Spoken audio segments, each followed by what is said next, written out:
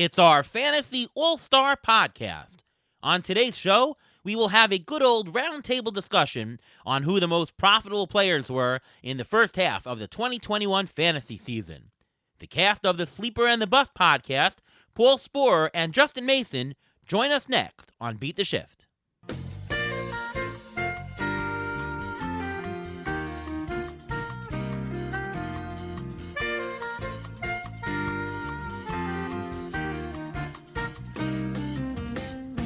Welcome to another episode of the Beat the Shift podcast. I am your host, Ariel Cohen, and with me as always, Ruvain Guy. How are you, Ruvain? I'm doing great. How are you doing today?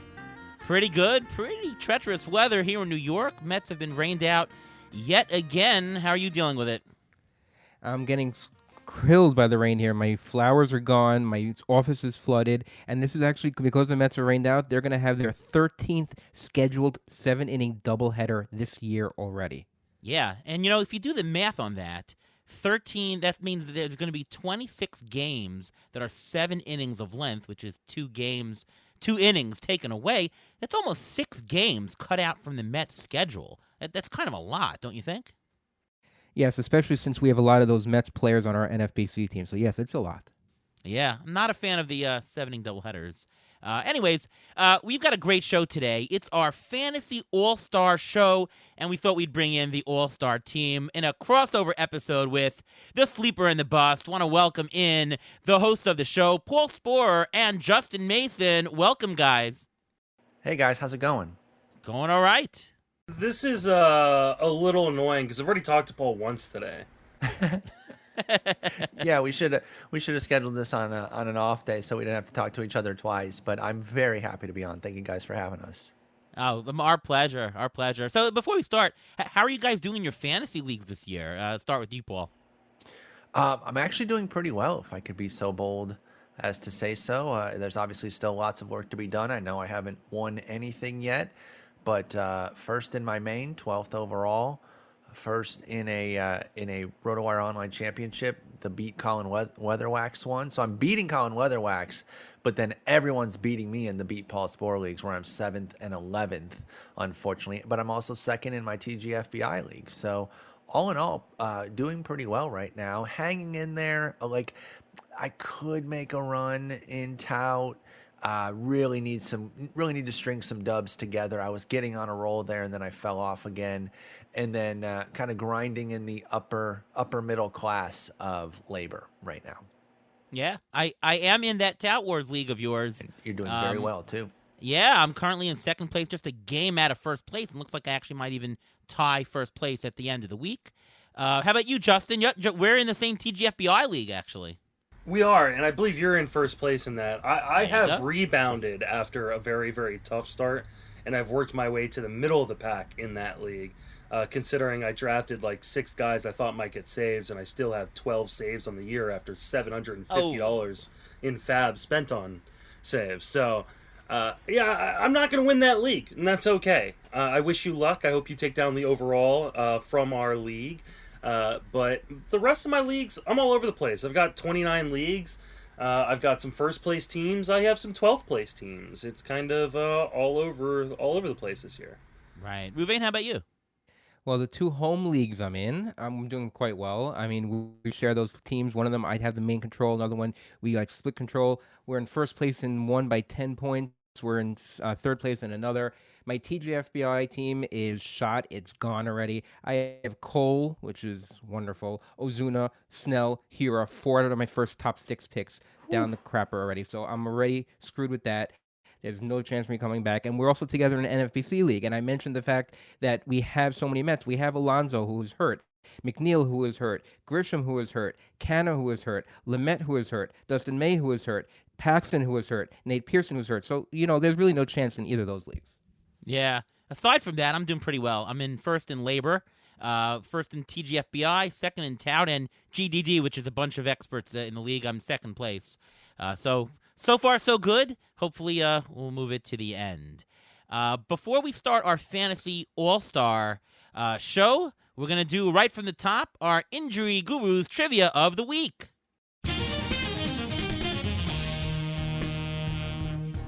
Well, we're we're going to talk about the Fantasy All-Stars, and the best type of Fantasy All-Stars are the ones that are not on people's radar when draft season is going on. So the trivia question for the week is this. According to the NFBC ADP from January 1st until the beginning of the season, April 1st, how many players whose ADP was over 500 are now statistically in the top 100? Are we making guesses? You can guess. Please guess. I'm gonna guess there are 6 players, because I can think of 3 off the top of my head. Yeah. So I'm gonna say I can only think about 50%. So I'm gonna go 6. Okay. Paul? I'm gonna go with 4. I'm gonna go a little lower with 4. Okay, Ariel, what do you think? I'll split the difference. I'll say 5. Okay. So again, this is ADP over 500 and are currently in the top 100 statistically in a 5x5 Roto league. The answer is 2. What? I swear to God, I almost said that. Wow. Can I name them? Now, if you can name them, you can get the extra credit. They're both on my list. I'm certain of it. It has they to be probably Sed are. Mullins and Carlos Rodon. No, Mullins was taken in my NFBC league, so it can't be 500. Well, he was so late in mine. Yeah, I think it depends on what I guess ADP yeah. you're looking at. So and when you drafted, but I mean, Adolis. Oh, is Adolis Garcia on That's that one list? of them. That's Yeah. one of them. okay. Yeah. Who drafted Adolis? Good heads up Nobody to those did. folks. Yeah. Rodon His- wasn't his- one. His ADP at the time of opening day, or around from January 1st to opening day, was 746. I believe that. I believe that all day. And the second one, anyone want to venture a guess here? Can we get a position? Is that cheating if we get a Shortstop. position? Shortstop. Oh. Yeah. Shortstop. Giants. It's Crawford. Oh, right? it's Crawford. No, Yeah. Crawford. Yeah, It's that makes Crawford. sense. He was like 523. So Nice, those are the two nice. guys that if you're doing well in a league, those are two big reasons. If you have them, you're For probably sure. doing very well. Well, yeah. Then I was focused too much on early drafts because I do think Sed and Rodon have some 500s in there, but that's probably not their actual draft position. So that's fair. Right. Correct. Good trivia. I like that. That's fun. Yeah. So it's on today's show. We're going to talk about who we think is the fantasy MVP, not the MVP. I mean, you got Shohei Ohtani in discussion for MVP, but is he the fantasy MVP? I don't know. Let's debate it. So let's go around the room and give who we think the person is. Let's start with you, Paul. Who is your fantasy MVP so far for the 2021 year? I mean, it will be the aforementioned Sed Mullins. I'm going to take it from Justin because that's the kind of person that I am. He's 11th in the Razzball Player Rater. I imagine similarly as high on the auction calculator for what he's done. And while he may not have had a 500-something ADP, it was very late, and it had to be in the 300s, even when Justin was taking him because he wasn't bumping him up too much because he didn't have to. And here we are. He cuts the switch hitting and goes ahead and hits 316, 384, 549 with 16 homers and 15 stolen bases. I'm pretty sure if I had told Justin that that's what he's going to get for the year, he would have been fine with that. And yet, we're at 85 games for him, and he has those numbers. So Sed Mullins is mine. Find another one, Justin. Ha. Well, I'll take another one because Sed Mullins wasn't going to be mine. Oh, okay. As much as I love Sed Mullins, I think whether you're going to take him as a hitter or pitcher, the aforementioned Shohei Ohtani is the fantasy MVP because you got him extremely late, and you've been able to use him in either spot where he's been great in either spot. He's been the number 2 hitter according to the Razzball Player Rater. You probably got him outside of the top 150 depending on when your draft was. And he's just been an absolute insane monster. And especially if you're playing in daily moves leagues where you can use him as one player. Not only are you getting to maximize all your plate appearances, all your innings pitched, you also get to add another player to your roster, which is a huge, huge advantage. And he's going to be a first-round pick next year as a DH and deserves it. I totally agree. I actually ended up drafting. He's 2 pieces in Tout, and I auctioned both of them. One of them for $1, by the way.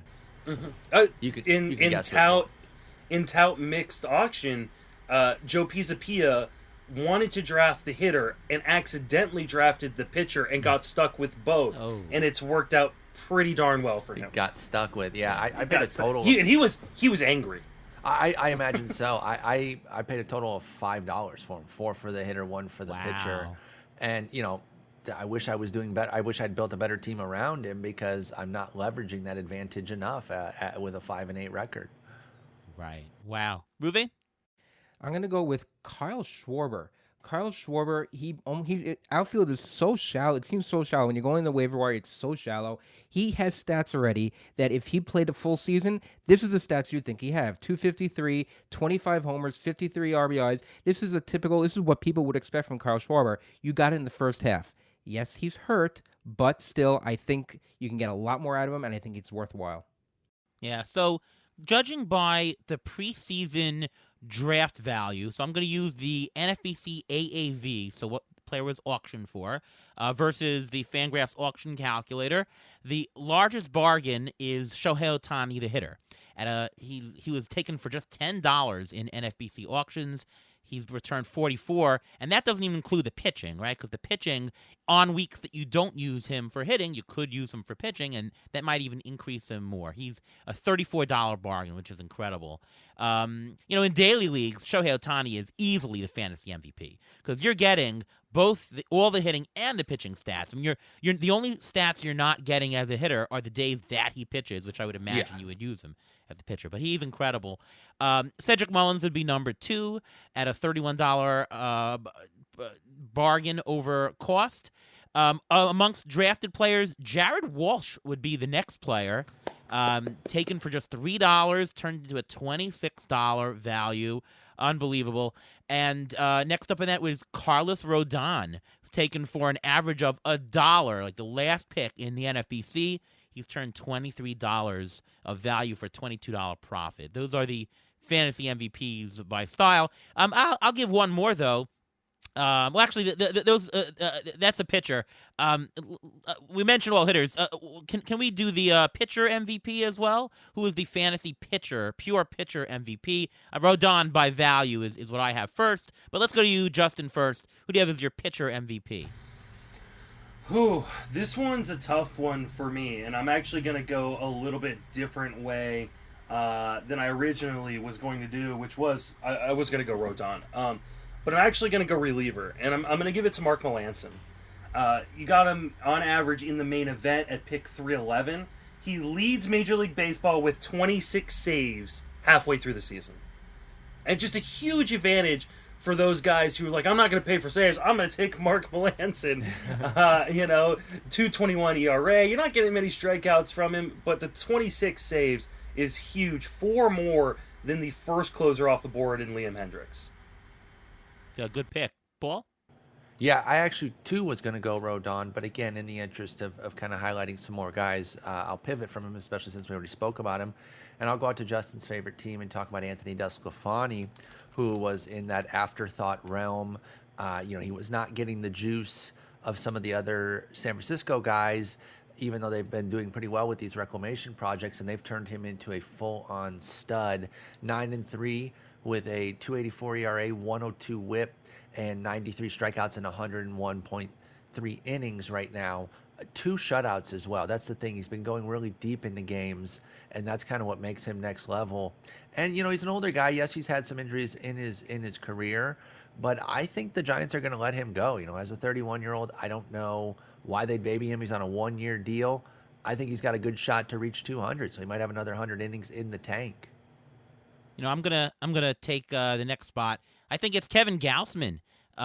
He is the number 1 player in points leagues this year. He is absolutely incredible.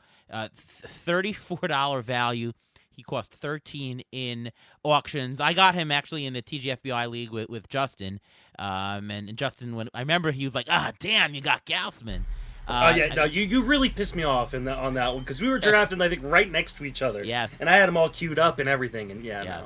Yeah, I couldn't let that one go. 1.74 ERA, 0.8 WHIP. If you're in a roto league and you have a starter who's throwing tons of innings with a 0.8 WHIP, that gives a lot of room for some other players. You can throw a lot of 2-star pitchers in there and rely on that .8 whip. That's incredible. 3.1 WAR on the year.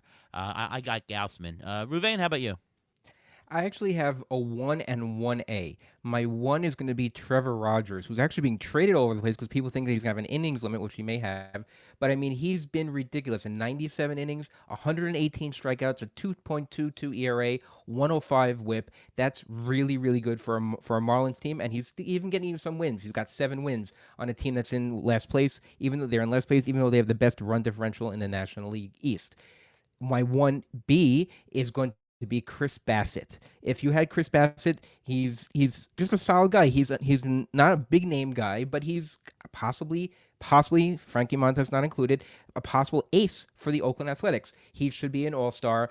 He's got 115 strikeouts and 111 innings. His whip is 1.07. His ERA is okay. It's 3.41, but for what you bargained for, he is totally worth it. And if you had those two guys on your team, they're both healthy.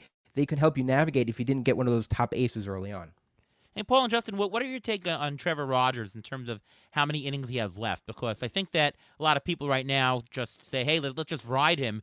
But if you're talking about value going forward, it's possible he's much, much lower in value because he might end the season in August or so. Well, what's your take on him? I'm inclined to let it ride. Because he's been so good, and I'll take the other 60 innings that I can get. I think he should at least get to a $150, $160 area, because it's going to happen so rampantly. We talk about this every year, usually highlighting a few individuals. This year, it's a league-wide thing. Veterans are going to face some limits and be finagled a little bit. So I'm not too worried about it. I wouldn't sell him just to sell him for that reason. If I can get something important that helps my team, sure. But everybody knows what's going on. So everyone's going to, come back to your trade offer and say, yeah, I can't give you this because you know as well as I that Trevor Rogers is going to be shut down. So I'm inclined to just ride it out. I don't play in any trade leagues except for Tout and Labor, and I didn't get him in either of those. So I don't have that option. But even if I did, I'm riding it out with Trevor Rogers. And I tend to disagree that there's this kind of foregone conclusion that he is going to get shut down. I mean, he threw over 136 innings in 2019. We don't know what he was doing at the alt site before he made it up to the majors. They may have been working him like a regular starter. And, I mean, the Marlins as an organization, for years, even prior to Jeter taking over, has been going by the theory of let's not waste your bullets in other places. Let's put them on the field.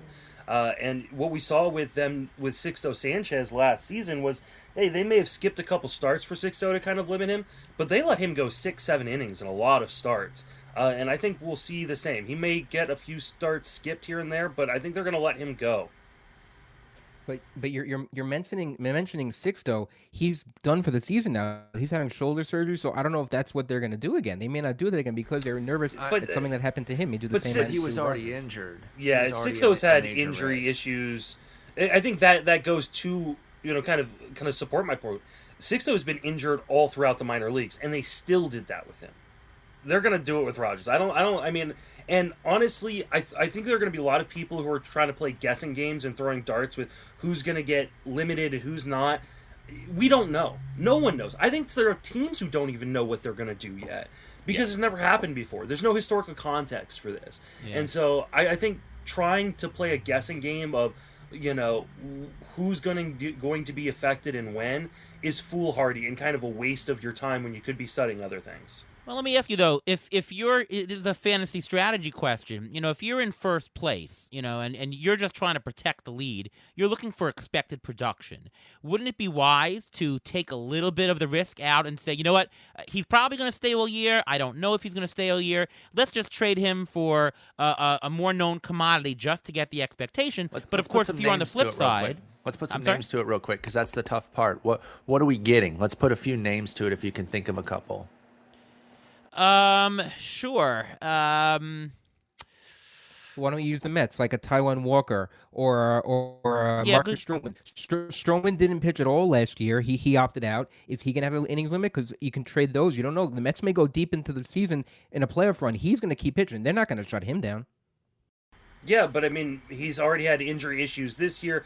Taiwan Walker is made of glass. I hope he can stay all together. Like, I mean, you're making you're taking guesses, and give me the talent. And if you're in first place already, you're there for a reason. It's because you're good at evaluating talent, and you will find someone after you bank the remaining stats. Would you take Joe Musgrove? Yeah, but I think that's a pretty equal trade just to begin with. Right. So for equal trade, like again, my point is if you're holding a lead, take the equal trade to reduce the risk. But of course, who's if you're going to do that? Like, I mean, if I come to you and go, I'll give you Trevor Rogers for Joe Musgrove, you're going to be like, why? Yeah, well, I again, I think it's about the risk. If you're in seventh place, you need to increase risk. So Trevor Rogers, I would hold on to. But if you're in first place by 7 points, I think you just want to get some innings and strikeouts to fill in, get an equivalent value with less risk of shutdown. No? Yeah, I mean, I think the only way you get away with something like this is if you trade for a hitter. If you say, I'm going to get from under this pitcher completely and go for a hitter, go try to trade him for, I don't know, Tommy Pham or some hitter maybe is a little bit underrated right now, and you're like, okay, I might, this guy might lose innings at the end of the year. I'm going to try to go pick up a hitter I really like at this point. I don't know. I kind of like the idea of trading for a bargain. But anyways, relief pitchers, Alex Reyes is the number one bargain according to AAV versus Price at $15. He was only available for just $1. The Cardinal situation was just unknown. People might have thought it was Hicks. Reyes really went underdrafted and has turned a major profit with this. Yeah, it was Hicks and Gallegos were the ones that, like, everyone thought Hicks would get it when he came back, and that, like, maybe Gallegos would hold it in the interim, or even if Reyes did, it would be interim. And he's survived despite the 131 whip. It's a bit of a house of cards, though, with that walk rate. It's very Marmolian, if you guys remember Carlos Marmol. That's right. We're going to do the waiver pickup of the year, although I think it's pretty standard. It's Adolis Garcia and Brandon Crawford, right? Yeah. Anybody want to add somebody to that? I'm going to add someone to it because Justin Mason is on a podcast, so obviously he's going to talk about Kyle Gibson. Yeah. And I can say he's a waiver pickup because he got shellacked in his first start, and everybody who drafted him dropped him. Since that first start, he has a 186 ERA over 101 innings. I'll allow it. Yeah. 6 wins. I mean, he's been fantastic. I made a boo-boo in Tout Wars. I actually drafted him. He was the very last pick of the draft of the Tout Wars draft. I picked at him. Imagine if you hadn't, and you're already 10-4. My goodness, Frank Stanford would be in deep trouble if you hadn't cut him.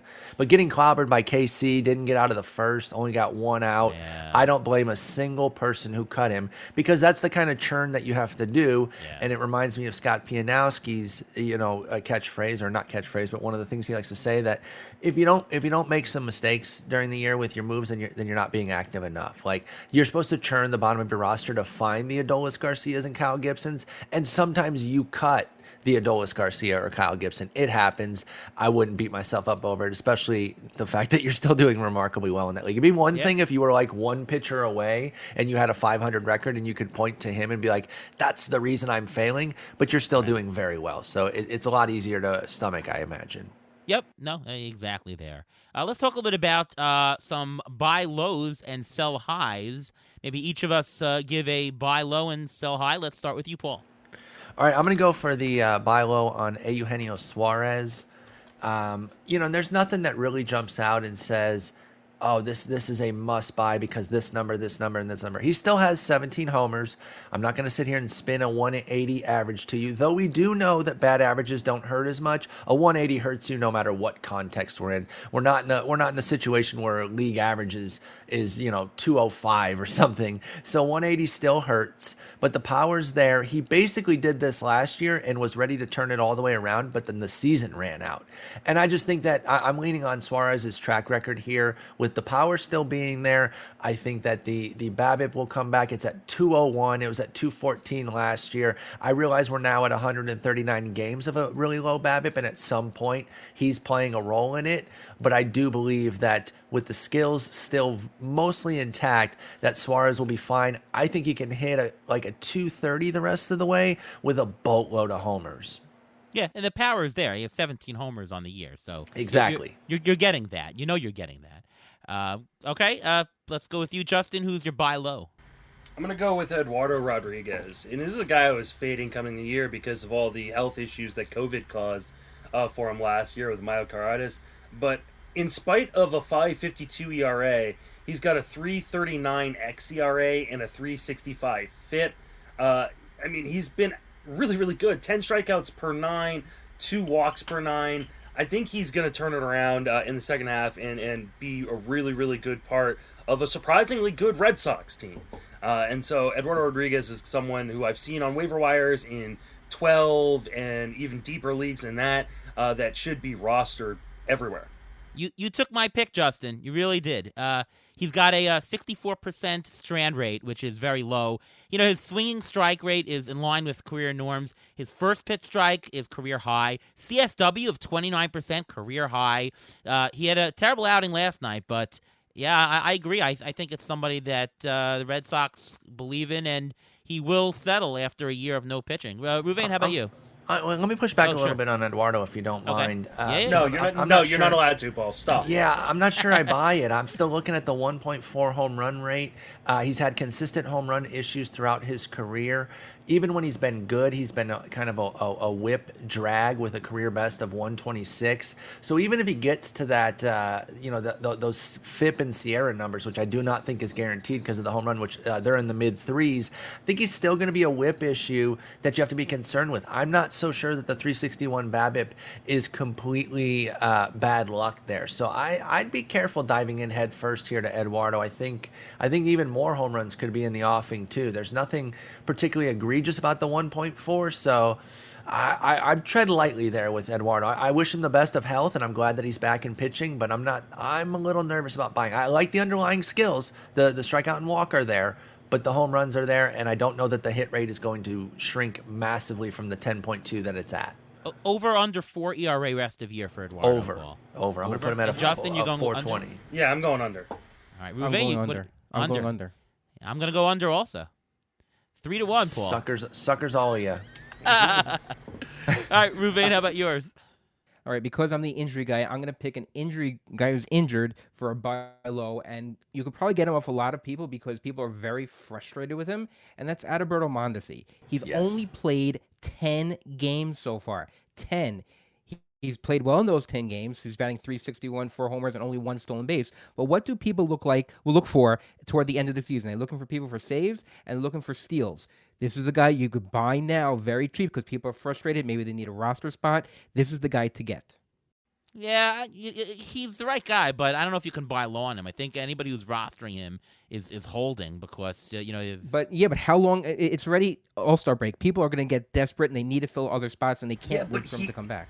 But he's the guy that can make up for the lost time. He could steal 25 bags in the last month of the season. That's true. So what you have to look at for Ruvain's pick to be correct is see where those teams are in speed. Have they A, found a replacement, or B, so buried that it won't matter, and then you can address it. If they're in the middle of the pack of steals, I'd say don't waste your time because they're either going to charge you an arm or a leg or they're not going to sell Mondesi at all. But I do think there are scenarios where it is viable to go in and get him at something of a discount. It's not going to be cheap. This is a buy low that is still going to be expensive, but lower than it would normally be. So I think it's viable. You just have to do the little extra legwork. The legwork you should be doing anyway. You should be looking at the standings of your trade partner anytime you're making a move in the first place. So I hear what Ariel and Justin's pushback is, but I think it can be combated depending on the particular team in question that you're trading with. Yeah, that's true. Good defense there. Let me go with 2 guys, actually. One is Lourdes Gurriel. Yeah, thank you. Yeah. Love him. He was projected as a $15 player. Disaster in April. He had a 224 average in April with a 53 WRC+. That is putrid. In May, I know it. Yeah, in May, 79 WRC plus. But in June, batting 302, 125 WRC plus since June 1st. His exit velocity has gone way up. He had 6 homers and 19 RBIs in the last month or so. When you're looking at him, people are looking at their team of the whole stats for the year. And if you look at his whole line for the year, it looks like garbage. But if you actually discount the first 2 months, just look at last year, just look at the last month, he's fantastic. I think he's a terrific buy low player. Ariel, can I tack on one thing there? Yeah. I know. I'm sorry, I'm being super annoying and adding Sure, on to sure. everything. But the month thing, it's simple and easy to look at, but it doesn't even do him justice. He really got going in mid-May, and you can even do like a first 33 games breakdown where he had a 492 OPS to his last 43 games where he has an 884. The turnaround started late May, and he's carried it on since then. So I love Gurriel Jr. He was one of my big, kind of go-get guys this year that I was really nervous about after that April, but he's back and he's in such a brilliant lineup that the counting categories should be there all year too, the rest of the way. Yeah. Oh, the runs and RBIs are just going to stack up. That Blue Jay lineup is lethal. And John Birdie, I think that he may even be a waiver wire guy now. He's owned in less than 15% of CBS leagues. I mean, his career stolen bases in the months of March through July, 9. Career stolen bases August and on, 26. He started to steal. He has 4 stolen bases in his last 10 games. If you're in Roto, where in the world are you getting your stolen bases from? It's John Birdie. If you're in a deep league and some owner is desperate to get rid of him, who's fed up, John Birdie is the buy low guy to get you going in steals. All right. Let's do sell high. Quick sell high here. Let's go Justin first. Who is somebody who's overperformed who you should sell? Whew, this is a tough one because there's no one that really jumps out at me as someone I think is like completely fraudulent. I think I'm going to go with the aforementioned Brandon Crawford, though. I just don't think he can keep this up. I mean, he's pretty much like on pace to have just an amazing career season, like at the age of 34 or something like that. It's a contract year for him. Maybe that's pumping him up a little bit. I just don't buy it. It's an awful park to hit in. He's never done this. I don't think he didn't make any sort of like major change to his swing or profile. I think he's going to slow down considerably. I don't even know that you can sell high on him necessarily, because I don't know that people are really going to buy, but he's one that I would maybe even just try to offload on for a little bit more than what you paid for. Paul? I'm actually going to go with somebody we already discussed. It is Kyle Gibson. I do think How he's definitely dare somebody you! but because you can sell him high because he has performed so well. He has a 22% strikeout rate, which is it's not very good these days. It's definitely not ace-like. Obviously, everything else that he's doing is making him valuable, and there is an 11% swinging strike rate that suggests maybe there's a little upside there. But he's had double-digit strike rates in the past and maintained similar strikeout rates. So I don't think there's any reason to believe that Kyle Gibson will add strikeouts. And you never know how a trade might affect somebody, and there's a good chance he gets traded. Now, there are plenty of instances where a guy gets traded and he goes off. He gets in that pennant race and he just feeds off it, and boom, look at that pickup that so-and-so team made. There are just as many cases where the guy kind of ambles along and maybe they don't take to it too well, or maybe they just regress and it would have happened with their other team. You can't say that it's because of the trade, but it is another uncertain factor there. And like I said, I believe you can actually get something substantial for Kyle Gibson because those numbers are so gaudy. They have a good measure of believability to them that I think you should go out and try to trade Kyle Gibson because the returns will be rich and then you don't have to deal with any hassle. The one caveat there is I do think he's obviously going to get all the innings he can handle and push like 200, and that volume can probably make up for some of the regression, but I'd still be open to trading Kyle Gibson. Suck it, Justin. Two good picks so far. Ruvain, how about you? I was thinking about 2 guys, but I went to a 3rd guy in the end. I was thinking about Yuli Gurriel because he's of his age. He's 37. I don't think he can keep it up. And I was thinking about Aaron Judge because he's also injury prone, and this is the time you can get the most for him. But I ended up sticking with, and this is who I think. I'm a Met fan. I'm not saying this because I'm a Met fan, but I'm saying this because of what's happened in the last month. Garrett Cole. Garrett Cole was picked as one of the top 3 pitchers. In the last month, his ERA has gone up 1.6 points. He's getting beaten up by the Red Sox, who's going to be playing a lot. He's going to be facing that Toronto team in Buffalo, wherever they are, in the heat, he's going to get just completely destroyed, especially if he's not using that spider tack anymore or whatever he was using. I would be so nervous having him because you don't know what Garrett Cole you're going to get. His ERA, I think, is 4.29 over the past month, which is just totally insane. That's not what you're paying for. So he is an all-star. Play off of that, and you can get a big haul for him, and you can probably get another pitcher in there who can put up that 4.29 over the next month. Yeah. Are there any other pitchers who, because of the sticky substance ban, you think is going to gain a run of ERA? And Cole would be one of them, obviously. Anyone? Well, Garrett Richards already added it. Yeah, I mean, but no one's still rostering Garrett Richards. Or at least shouldn't be. I'm a little worried about Joe Musgrove. His ERA has been atrocious since the 21st when this ban went into effect. He hasn't looked the same. So I'm a little bit worried about him. Not quite as worried as I am about Cole because you invested just so much into Garrett Cole, but Musgrove is a guy that is scaring me a little bit right now. Did our resident Met fans see anything to be concerned with Corbin Burns yesterday when he started? I mean, the numbers were great. I wasn't super dialed into the game. I had it on my iPad, but it was on mute. I know there was some concern about him, even though the skills have been fine. I think the cutter has been a bit worse or whatever.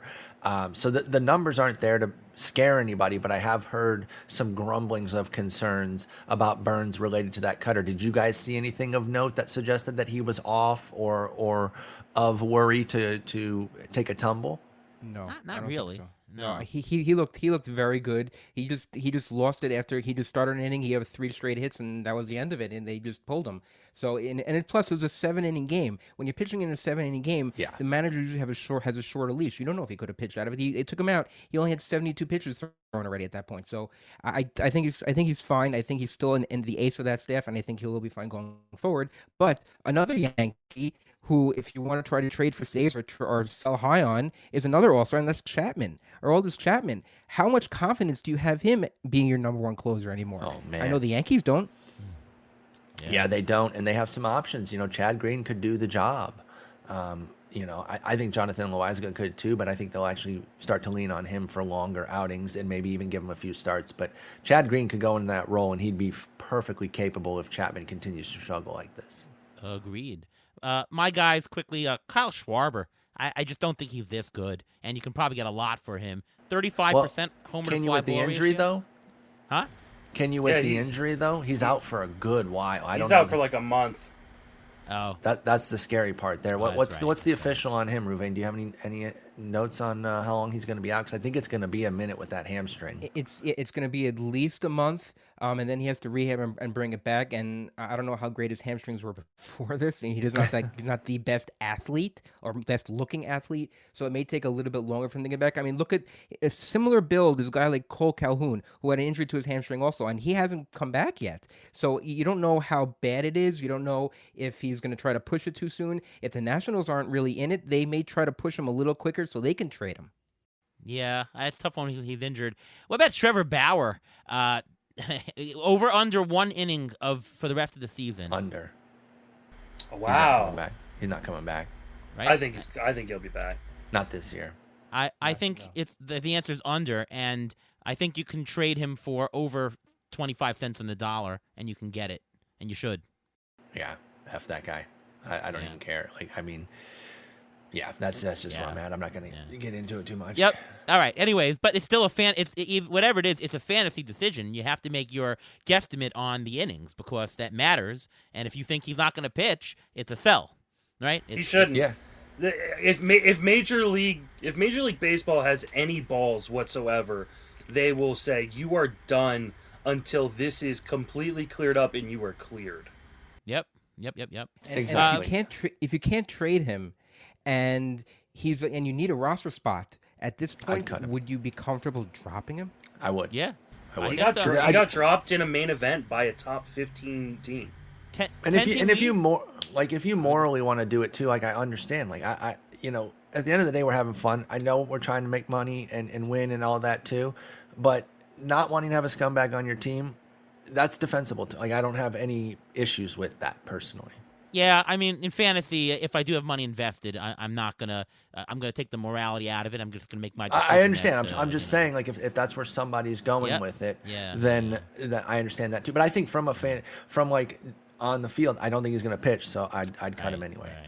Waiver wire. There is no pitcher preview this week because we're going into the All-Star break, but there are some undervalued waiver wire pickups. Let's go around the room just quickly, our last segment, as to somebody who might interest you from the wire. Let's start with you, Ruvain, actually. Who's somebody you'd pick up? Okay, I got two guys, so I hope I don't steal from you guys. I'm gonna say Harrison Bader. He's only owned in 12% of CBS leagues. In 28 games so far, he's got 6 homers, 4 stolen bases. He's only batting 227, but he's playing every day. And if you need a source of stolen bases, if he's playing every day and if he can stay healthy, that's great. He's a great pickup.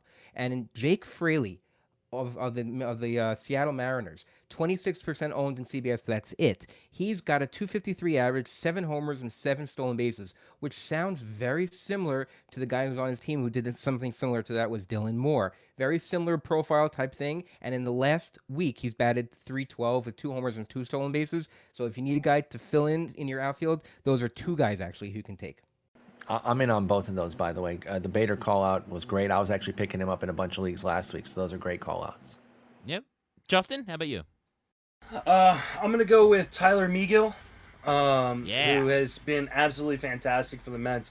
And they have a need in that rotation right now, and I think he can kind of solidify himself in that rotation moving forward. A 32% strikeout rate so far. Add that to a 51% ground ball rate, and you've got a guy who isn't going to get into too much trouble as long as that defense behind him stays healthy and intact. So I like Tyler Megill a lot, available in a ton of leagues right now, though he is getting picked up quite a bit over the last week or so. And then a guy who's, again, available in a ton of leagues and hasn't been quite picked up yet. Mike Foltynewicz changed the grips on his slider and his curveball, and he has been much better since doing that. More of a kind of a streamer type, but a guy who I would expect to get traded here at the deadline and on a better team might be good for him in his win potential. I like Mike Foltynewicz, kind of an older kind of fantasy favorite of mine. Love both of those. Paul? I got a couple of closer specs for those looking for saves. I mentioned this one on the Sleeper and the Bust this morning. Anthony Bender starting to garner some attention.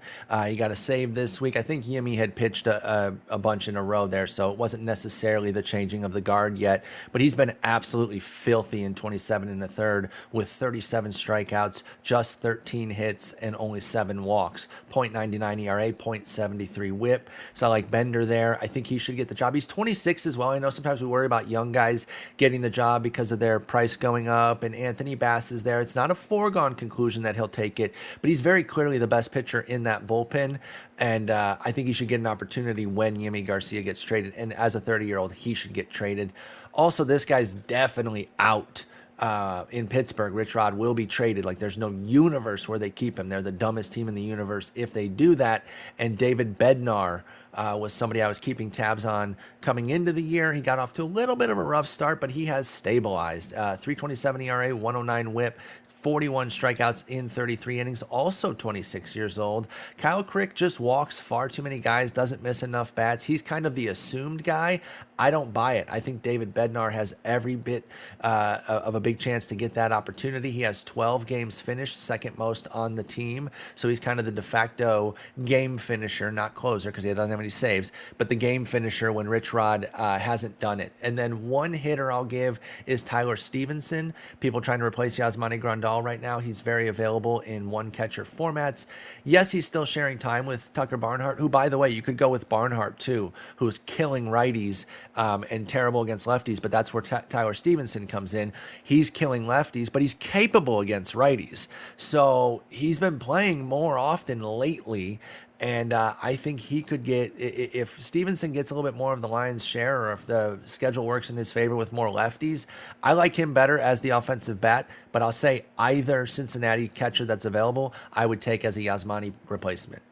Yeah, I like them. You took my thunder on all the closers there. Sorry Bednar about that. but Anthony Bender is Howard Bender actually recommended him. He said it's his cousin. I don't know. That's fantastic. Yeah, 7% owned. He got the last 2 save ops He blew one though, but he's definitely somebody you should throw a dart on.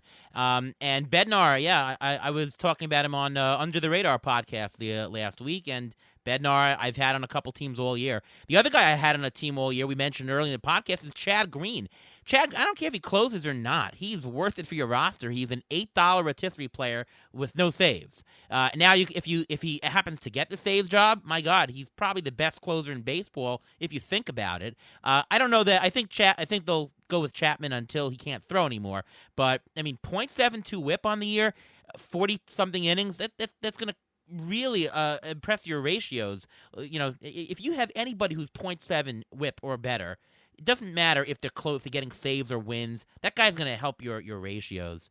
Well, plus he can get wins, right? He's in the leveraged spots. Chad Green comes in when it's the hottest. He's their fireman. So he does have 3 wins. He has 4 losses, but he's in those game-deciding moments. So you could steal another 3-4 wins out of him, another 3-4 saves. So even if he doesn't close, I'm with you. I like rostering those middle relievers instead of just taking my shot on, 5th starter on Pittsburgh or something. It's so much smarter to take the middle relief innings. Yes, I drafted Green in almost every single league I have, and I play that way. Don't pitch a 7th starter. Don't get Gombered. Just get exactly get Greens instead. That's better. The other I'll mention catcher also, Eric Haas, only 30% owned, 12 homers. .252 batting average. He's a $12 rotisserie value in 5x5 15 team. He's probably the biggest bargain of any catcher for this year. If he's somehow still available in your league, even in one catcher leagues, he's worth grabbing. I would pick him up surely. All right. Very quick injury update, Ruvain. Go for it. How do you do a quick injury update this year? That's very hard. We'll try. We'll start with Carlos Martinez, who's placed on the IL with a torn ligament in his right thumb. There's no timetable for his return. If surgery is needed, he can be out for up to 2 months. Clayton Kershaw has been on the IL with left forearm inflammation. They originally called it left elbow inflammation. We don't know how bad it is. We don't know how long he's going to miss. So, we'll see how that goes. Eddie Rosario, who's been underperforming this year, is placed on the IL with an abdominal strain. Cleveland's president, Chris Antonetti, actually described it as mild, and he may return by the end of after the All-Star break. Justice Sheffield, a guy who's been on the waiver wire a lot, a pitcher, he has a left forearm strain. He's on the IL. We don't know how bad it's going to be. A guy who was called up, Eric Swanson. If you want a waiver guy, you want to take a gamble on someone, that's the guy to take a gamble on. And I'm also going to mention Anthony Rendon. This is the 3rd time he's on the IL this year. He had a left hamstring strain. We don't know how long he's going to be out for. Jack Mayfield was called up, but Jose Rojas was available in a lot of leagues, could be played. And Justin, I want to mention about the Tyler McGill you mentioned. Tyler McGill has a twin brother who's playing in MLB also. He's on the Cubs. He's in the minor league system. His name is Trevor McGill. Tyler's name is spelled Tylor because Trevor is the older one, and their parents said that they wanted the name to both start with a T and end with an OR. So that's why they spell the name Tyler that way. Oh, cool. Interesting factoids there. Well, I'm pronouncing it Tylor, okay? I don't care how they think. I just moved him up 5 spots in my ranks just for that anecdote. Okay.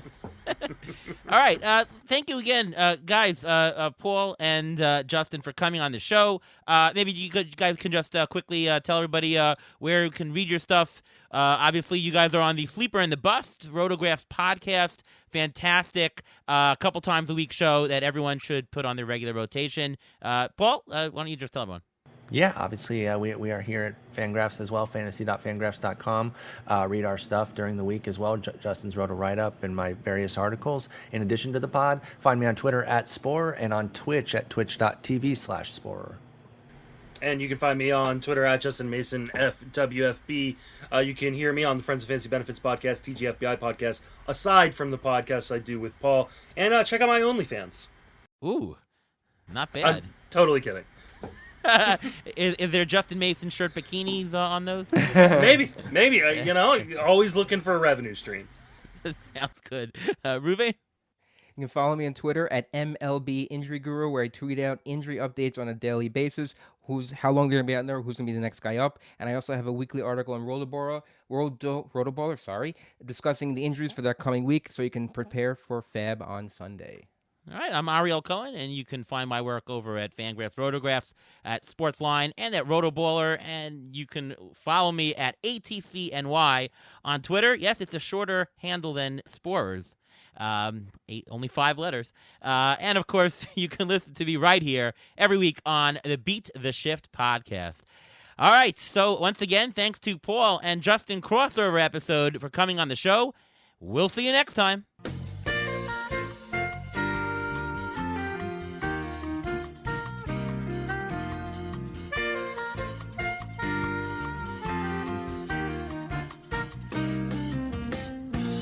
Thanks for listening to the Beat the Shift podcast presented by Fangraphs. Follow us on Twitter at beat_shift_pod.